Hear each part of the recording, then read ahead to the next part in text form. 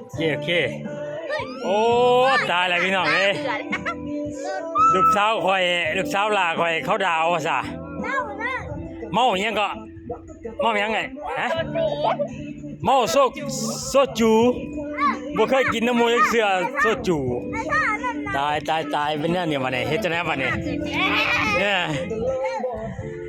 มันกินหลายเด้ติฮะโตยังบ่เคยกินคือกินกระดอกกระเดียดเนี่ยฮะ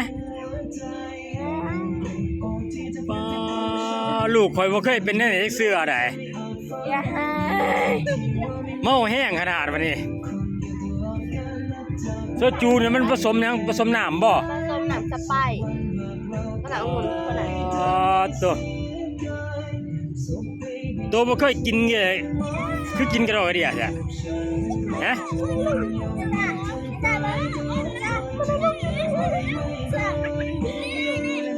หันหน้ามาดูหันหน้ามาพอดูยังคือเป็นเนี่ยบัดนี้กดอารมณ์ YouTube เดี๋ยวบ่เคยกินน้ำหมูก็กินเลยเดี๋ยวว่านั่งม่วนซื่อ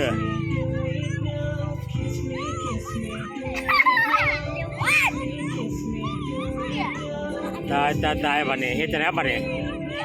เมาโซจูบัดนี้มันเป็นหยังคือมันคล้ายๆคือเหล้าบ่คล้ายๆคือเบียร์คล้ายๆคือสายลูก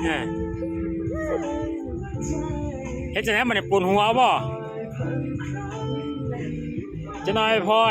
ไปซอยซีนแล้วพอมาเข้าดาวนำถาพ่อเด้อที่3คุณนะพ่อถึงน่ะเดี๋ยวพอกินแล้วบัดกับบ่เนาะซีนแล้วปิ้งกินโอเคเดี๋ยวพอมาโอ้เมาแห้งลูกสาวตายบัดนี้เฮ็ดจังได๋บัดนี้ฮะคือเป็นนั่นเนี่ยบัดนี้